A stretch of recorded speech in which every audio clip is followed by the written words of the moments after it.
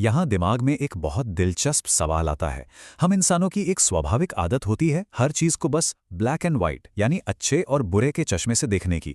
तो क्या इन प्राचीन नायकों को एक स्टीरियोटाइप में ढालना बस हमारे आधुनिक दिमाग का एक शॉर्टकट है, एक आसान तरीका ताकि हमें इन किरदारों पर ज्यादा दिमाग न लगाना पड़े?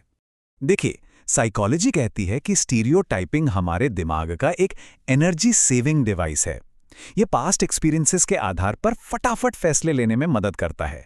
इसीलिए तो महाभारत पढ़ते या देखते वक्त हम जल्दी से दुर्योधन को सिर्फ एक ईर्ष्यालु विलन, शकुनी को एक चालाक मामा और अर्जुना को एकदम परफेक्ट हीरो मान लेते हैं। ये छवियां चीजों को आसान तो बना देती हैं, पर सच्चाई इससे कहीं कहीं ज्यादा गहरी है। तो आइए बढ़ते हैं हमारे पहले हिस्से की तरफ, वाउज एंड हिडन ट्रूथ्स, यानी प्रतिज्ञा और छुपे हुए सच। सबसे पहले भीष्म पितामह की वास्तविकता को ही ले लीजिए। स्टीरियोटाइप क्या है कि वो एक आदर्श ब्रह्मचारी बुजुर्ग थे, एकदम फ्लॉलेस।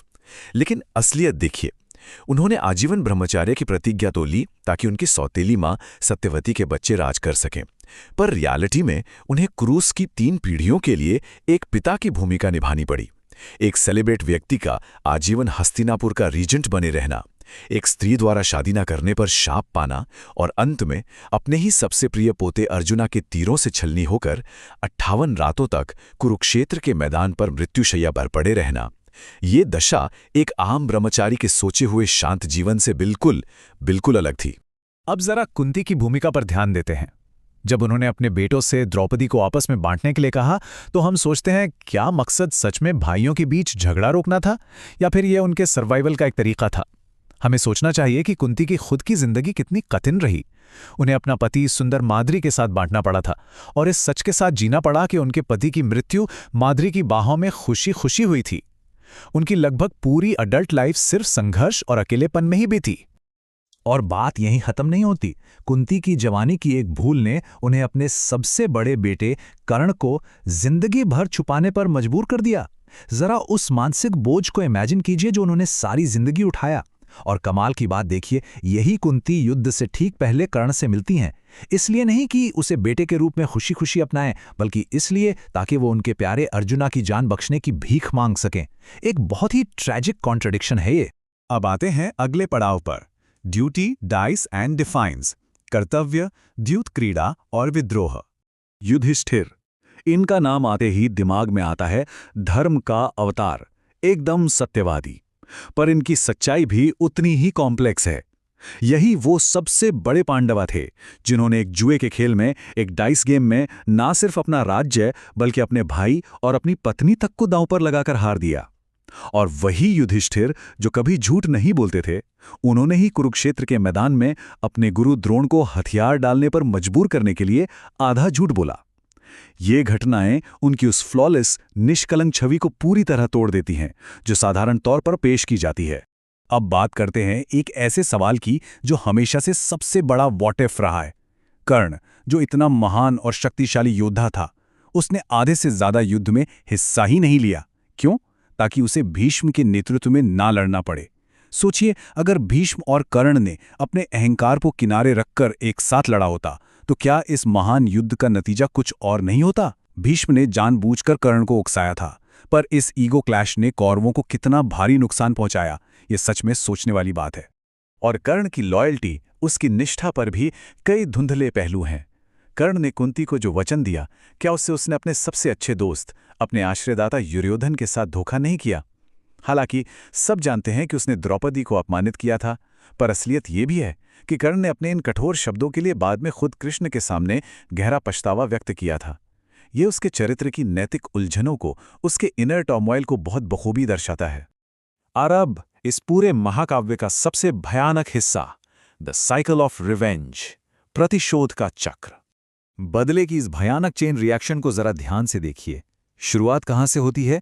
द्रुपदा के अहंकार से, जहां उसने अपने बचपन के दोस्त गरीब द्रोणा को पहचानने से इनकार कर दिया। फिर द्रुपदा का बेटा धृष्टद्युम्न बदला लेने के लिए द्रोणा का सर काट देता है। लेकिन ये चक्र यहां थोड़ी ना रुकता है। युद्ध के बिल्कुल आखिरी दौर में द्रोणा का बेटा अश्वत्थामा धृष्टद्युम्न और द्रुपदा के सभी पोतों यानी द्रौपदी के 5 बेटों का सोते हुए कत्ल कर देता है। बदले की आग तो बुझ गई, पर कीमत क्या थी? पूरे के पूरे वंश का सर्वनाश। और इस रिवेंज सागा में शिखंडी की ट्रेजेडी तो बिल्कुल अलग लेवल पर है। पिछले जन्म की अंबा शिखंडी के रूप में आती है, बस एक लक्ष्य के साथ, भीष्म से बदला। इस आग ने उसे दोनों जन्मों में जलाकर राख कर दिया। लेकिन सबसे दुखदाई बात जानते हैं क्या थी? जब आखिरकार भीष्म को गिराने का वक्त आया, तो जिन तीरों ने भीष्म को वास्तव में घायल किया वो शिखंडी के थे ही नहीं, वो तीर अर्जुन के थे। ये एक पायरिक विक्ट्री थी, एक ऐसी जीत जिसने शिखंडी को सच्ची शांति कभी नहीं दी। चलिए अब इस विश्लेषण के अगले दौर में चलते हैं, पॉन्स एंड डिवाइन प्लेयर्स, मोहरे और दिव्य खिलाड़ी। कुरुक्षेत्र युद्ध की कठोर व्यवहारिकता यानी उसकी ब्रूटल रियलिटी को देखिए। भीमा का बेटा घटोत्कचा रात के युद्ध में अजेय था, उसे हराना नामुमकिन था। लेकिन सच्चाई ये है कि उसकी जिंदगी को सिर्फ एक चारे की तरह इस्तेमाल किया गया ताकि कर्ण के उस डेडली शक्ति अस्त्र को न्यूट्रलाइज किया जा सके। घटोत्कचा का बलिदान ही वो वजह थी जिससे अर्जुन को जीवनदान मिला, क्योंकि खुद कृष्ण ये बात जानते थे कि जिष्णु और विष्णु मिलकर भी उस अस्त्र का सामना नहीं कर सकते थे। और इस घटना का सबसे चिलिंग हिस्सा क्या था? जब घटोत्कचा की मृत्यु हुई तो महान मधुसूदना की प्रतिक्रिया चौंका देने वाली थी। वो डांस्ड विद जॉय, यानी खुशी से झूम उठे थे। यह स्पेसिफिक दृश्य हमें दिखाता है कि युद्ध की ज़रूरतें कितनी निष्ठुर, कितनी प्रैग्मैटिक होती हैं, और एक दिव्य दृष्टि हमारी आम इंसानी भावनाओं से कितनी अलग काम करती है।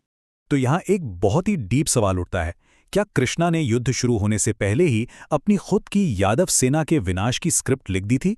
जब उन्होंने दुर्योधना को इस बात के लिए मना लिया कि वो कृष्ण की सेना को चुने, तो क्या उन्हें पहले से नहीं पता था कि कौरवों की ये 11 अक्षौहिणी सेना कंप्लीटली नष्ट हो जाएगी? तो क्या सच में ये पूरा युद्ध महान केशव की एक बड़ी लीला थी? ये सच में सोचने पर मजबूर कर देता है।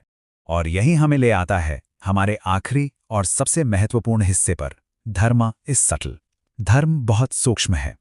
इस महायुद्ध के 36 साल बाद की तस्वीर जरा देखिए। पांडवों और कृष्णद्वैपायन ने क्या देखा? सिर्फ और सिर्फ पूर्ण विनाश। बेटे, भाई, चचेरे भाई, पिता, गुरु और अंत में खुद कृष्ण के साथ पूरा का पूरा यादव वंश समाप्त हो गया। कोई भी, लिटरली कोई भी इस भयानक युद्ध की कीमत चुकाने से नहीं बच पाया। यह सूची हमें दिखाती है कि जब धर्मयुद्ध खत्म होता है तो जीत दिखती कैसी है? बिल्कुल ऐसी। और यही वजह है कि हमारा ये पूरा विश्लेषण आकर इस एक गहरे विचार पर ठहर जाता है। धर्म इज सटल। धर्म बहुत सूक्ष्म है। इसे समझना कोई स्ट्रेट फॉरवर्ड या आसान काम नहीं है। हर एक किरदार, हर एक छोटा बड़ा फैसला और उसका नतीजा ढेर सारे कॉम्प्लेक्स रंगों में रंगा हुआ है। महाभारत में कुछ भी, एब्सोल्युटली कुछ भी सिर्फ कला या सफेद नहीं है। तो इस चर्चा को हम इस एक दिलचस्प और थोड़े बेचैन करने वाले सवाल के साथ खत्म करते हैं। अगर इस महाकाव्य के सबसे महान नायक और यहाँ तक कि दैविक हस्तियां भी नैतिक समझौतों से खुद को नहीं बचा सके, तो मानवीय स्वभाव कभी भी पूरी तरह से ब्लैक एंड व्हाइट कैसे हो सकता है? ये एक सवाल उन सारे आसान स्टीरियोटाइप्स को तोड़ देता है जिन्हें हमने अपने दिमाग में पाल रखा है, और हमें इस कथा को नए और गहरे नजरिए से देखने पर मजबूर करता है। इस पर जरूर सोचिए।